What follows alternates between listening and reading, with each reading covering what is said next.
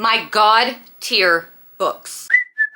Hello, hello, hello. Welcome or welcome back to my channel. My name is Bailey and I like to read a little bit. I realized that I have never sat down and given y'all a list of my favorites of the favorites, or at least an updated list. These are the ones, my God tier book list are the ones that are just more. They stuck with me. I don't know why. It must have, well, actually I do know why, because they're absolutely amazing. But it must have been like they were right book, right time, times 10, times a million, whatever, to the extreme. They found me at the right time. They meant a lot to me. A lot of these are ones that made me feel very, very emotional. Yeah, and that's okay. That's okay. It's okay to cry in books. It's okay. Fun fact, I actually don't cry a whole bunch in a lot of books. It takes a lot for a book to make me openly sob. And some of these have done that. Others of these were just like more, you know? Now I did pull most of these off of the shelves, but I did not want to pull entire series. So I just pulled the first and my favorite in the series that are in the God tier, okay? But we're going to start off with the one, the only, y'all seen me talk about it so many times, Magnolia Parks. This series specifically, this is actually my favorite, in case you didn't know. So this is Daisy's second book. This is Daisy Hates the Great Undoing. If you have never read Magnolia Parks, know that it is for a specific type of person. In my opinion, not everybody is going to love this series, okay? There's a lot of miscommunication, there's a lot of drama, there's a lot of angst, but everything happens for a, what was that? Is that a claw? But everything happens for a reason. So a lot of people hear that there are certain tropes in this. I'm not gonna spoil anything, but they hear that certain tropes are in this and they just immediately say, no, it's not for me. It is not what it seems. This is probably one of the favorites of my entire God tier. Like, I have my favorites list, but like this is in the top 5. I'm not ranking these. Don't ask me to rank them. We would be sitting here for hours. And then I would be afraid that I would offend the other books, you know? But this series is in probably the top 3 of my favorites of all time. I'm absolutely obsessed with it. My favorite man in this series is Julian. Okay, he's my #1 book boyfriend. I'm obsessed with him, but I do love BJ and Christian. Okay, I love them with my whole heart. And my favorite girl is Daisy, except Magnolia in the very last book of hers, because there are still 2 books to come out in the Daisy part of the series. Magnolia and BJ's story is over. But in Magnolia's last book, Into the Dark, I got a new side of her. We all got a new side of her, and it made her that much more lovable and relatable to me, especially because she's ADHD, and that really like resonated with me. So if you haven't read Magnolia Parks yet, it is some of the most beautiful lyrical writing. I mean, yes, the characters are gonna piss you off, but it's gonna be worth it in the end. And it's just the way that they speak. It is, I didn't even tell you what it's about. It's basically Gossip Girl in London with gangs, but also it is so hard to sum up what these books are about in just a couple of sentences because it's so much more than you think it is. So if you haven't picked up Magnolia Parks yet, let it be your sign. And then we have Nocticadia by Keri Lake. This is a newer edition. I read this at the end of last year, I believe, and I just can't stop thinking about it because I love Keri Lake. This is my favorite Keri Lake book. This book is the perfect example of what I want in a slow burn. Okay, this is like gothic, dark academia, romance, professor student. It's a little bit spooky. It's a little bit spicy. It's so freaking good. And it also has a little bit of secret society in it. Now, if you have a weak stomach, maybe not for you, okay? Because there are scenes with worms that come out of people. I said it's a little spooky. It's a little spooky, okay? So, but I do think that this is the perfect time of the year to read it. I have not hated anything that Keri Lake has put out. Okay, she is a phenomenal author and I love her. And if you were thinking of starting her books, I would start with this. Also, if you liked Gothicana by Runix, I'll do you one better. I'll do you one better, Nocticadia by Keri Lake. Okay? Okay, thank you. I'm gonna try to keep this a little short and sweet because I do be rambling sometimes. Then we've got One Dark Window and Two Twisted Crowns by Rachel Gillig. This is the most perfect duology that I have ever read in my entire life.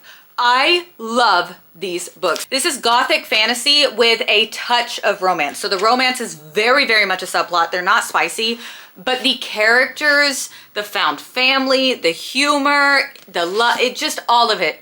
All of it. I tabbed the crap out of these the crap out of these, and the Nightmare was my favorite character in both of these books. The magic system in these is so cool. So essentially there are tarot cards, okay? And these tarot cards, anybody can have magic as long as you have a card, but they have different types of magic with them. Like there's one that will make you beautiful, but the cost of using it will make you lose your soul, essentially. So like there's magic comes with a cost, and these cards come with a cost, except for our FMC Elspeth. The Nightmare card, she touched it when she was a kid and it made its way right inside of her head. So she's got a little extra passenger riding around in her head, and he defends her. And he's a little crazy.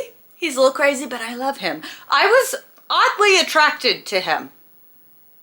I don't know what that says about me, but that's something for my therapist to tell me, not y'all. Then, of course, I know you just saw that. Cheeky. Throne of Glass by Sarah J. Maas. I read these a while ago. I actually read this series before I knew there was a tandem read with Tower of Dawn. I'm not a Kale stan. I'm so sorry. But I am, however, a Manon Emo Muscle Mommy stan and an Aelin stan. Aelin is one of my favorite FMCs in the entire world, and I just adore this series. I adore the found family. I won't talk about it for that long because I feel like everybody already knows. If you know, you know.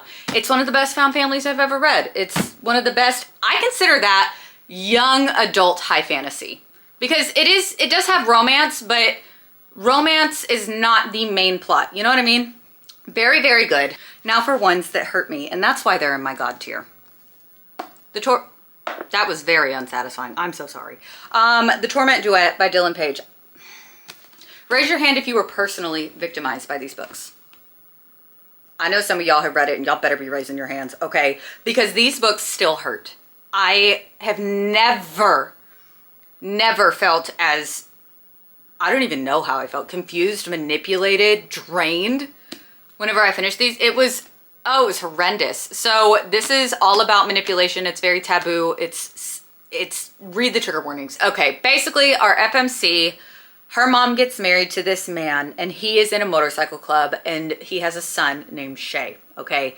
And Shay is oddly protective of her growing up. They have a very strong bond, whatever. As they get older, the bond starts to change a little bit for Shay.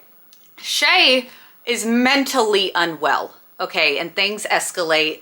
And it's just, some of it's very hard to read. Most of it is very hard to read.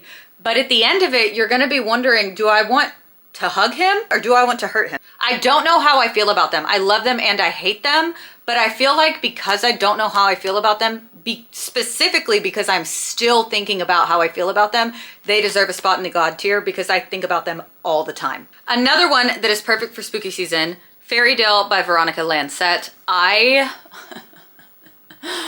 love this book. I love this man in this book, okay? Eamon D'Arton is God tier book boyfriend material. This is love triangle done in the best way possible, okay? And those of you who say you don't like love triangle, I am fully convinced you just haven't read one that is done so insanely well. Absolutely amazing. I love it so much. This follows Darcy, our FMC, as she gets called back to her hometown because her father passes away, and in order for her to get her inheritance, she has to come back and be present, right? She meets a man named Caleb, and Caleb is, you know, he's charming, he's rich. He's the golden boy of Fairydale. Fairydale is the town. And so he's showing her around everything, but then he starts to act a little weird. Well, on top of that, she's having these dreams ever since she got back of Eamon, this mysterious Victorian era man, and she's falling in love with him too. Like, she's falling in love with both of them at the same time. One of them's in her dreams, like a ghost-esque, and then the other one's real, and she doesn't know what to do, and things aren't lining up. This is so many different genres in one. It is gothic romance, historical romance, fantasy romance, like all of the different, paranormal romance, okay? You would not think that those things would go well together, but they so do. They so do. And I need more people to read this book. I'm finally seeing more people pick it up, and it makes me so freaking happy. So read it. Thank you. And then we have the Boys of Tommen series, but not specifically this one, specifically these, okay? Joey Lynch has my heart forever and always, all right? I am obsessed with the Boys of Tommen, specifically because I think the reason Joey has my heart more, it just was so, I don't want to say relatable to the extreme, that of what they went through, but it was so relatable. Joey was me. Like, I self-inserted to Joey. I just want to hug him. So these follow a family. The first one follows Shannon, and the second one follows her brother Joey, but it's them and their love interests. And they are younger, but it's very serious, heavy topics. I've been seeing these put into the YA section at bookstores. These are not YA at all, okay? Please check your trigger warnings because they are very heavy on the trauma, but the family is very dysfunctional. It's very abusive, and it's set in Ireland, which is very interesting to hear how they talk too. I have heard clips of the audiobook and it's fabulous, but these just made me feel so seen on a deeper level. It also made my heart hurt big time. I also, for those of you who need to know this, I don't know why you would, but I'm gonna tell you anyways. I read Magnolia Parks last year at the beginning of the year, right? Went straight into Boys of Tommen.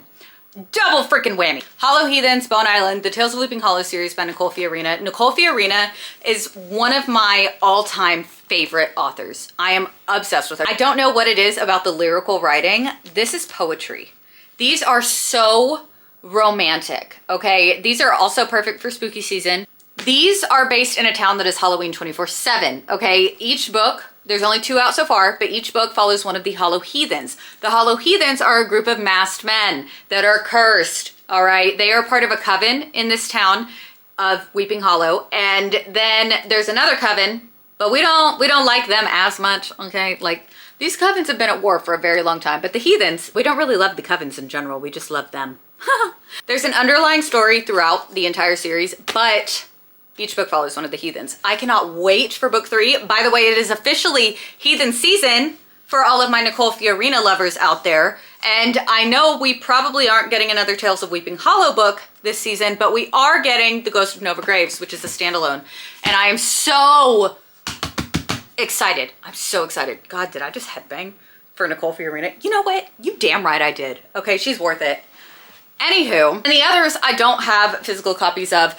One of the things that I do love to do, just a little quick insert here, whenever I find my favorite book of all time, I typically try to wait and see if there's going to be a special edition, and I'm holding out hope. Okay, I'm holding out hope for this next one. It is Drive by Kate Stewart. This is another love triangle that has done so incredibly well. This was right book, right time for me, okay? My little emo heart loves it. My little punk rock heart loves it. So Drive is very heavily based around music, okay? The MMC, Reed Crone, he is a drummer. Yep, he's a drummer. You heard that right. So a lot of people think, oh my God, it's gonna be cringy because it's a rock star book. Bitch, he's a drummer. He doesn't sing. So it's fine. Basically, the story is told in like flashback perspective. It's the whole story of how Reed and his band grew to be popular, and Stella, and it's just, there are 3 main people. I don't want to spoil anything. It is so hard to talk about these books without spoiling anything. Basically, it's just one of the best love triangles I've ever read in my entire life. It is so real. Does that make sense? Like, I feel like a lot of my favorite books hit me where it hurts. You know, those are the ones that leave a lasting impact. Can you speak? A lasting impact on my soul, okay? And this one, I feel like they fell in love really young, and then you see the future. That's all I'm gonna say. I'm not explaining this very well. Just know that it's one of my favorites and I love it so much. And then we have the Mindfuck series by S.T. Abby. The FMC is the villain. She is a serial killer, and she is getting revenge on people who wronged her and her brother who passed away. And she ends up dating the head FBI agent on her case, okay? It's so good. She is so, Lana Myers is so intelligent. I admire her so much. She's a little wacko. She's a little whack-a-mole. I don't know why I said that, but she's amazing. She's absolutely amazing. This was the most bingeable book that I've ever read. So it's actually like 6 novellas, but it's all one book, and it's all on Kindle Unlimited. I always forget to do this. I will put all the books that are on Kindle Unlimited in the description below, just so you know, okay? Because I love to read on Kindle Unlimited. Most of these will be on Kindle Unlimited, I believe. The Mindfuck series, if you haven't read it yet, you absolutely should. It was so bingeable, so good, so entertaining, so heart-wrenching at times. Check your triggers. But I really think that this is a good intro into dark romance if you were wanting that. There are some gory parts. You can just skip right over those if you want. I think I liked them, but what does that say about me? And then last but not least on this list, if you were waiting for this, you know me so well, Manacled by SenLinYu. This is a Dramini fanfiction. It is what would have happened, essentially, if Harry and everyone had lost the war. It is heart-wrenching. It is hurtful. It is beautiful. It is poetic. It's like The Handmaid's Tale meets Harry Potter, okay? So freaking good. Yes, it is long. Yes, but it is so worth it, okay? Everybody I know who has read this book has loved it. I have not heard of one single person hating it that I know. It's so freaking good. Draco Malfoy, the man that you are. High Reeve Draco is in my top 10 book boyfriends as well. Draco in Manacled is the definition of morally gray. Like all of these wannabe morally grays, no, this man is morally gray and I love him. So that's my God tier. If you haven't read any of these, I think that you absolutely should. I'm a little biased. I love them so much, they're my babies. Hopefully we will be adding more to this list. I love adding to my God tier list. The ones that will never leave my favorites. I love it. I love it. That means it's an amazing book. So hopefully I'll read some more soon. But anyways, I hope you guys are having a great reading month and I love y'all and I will talk to y'all next week.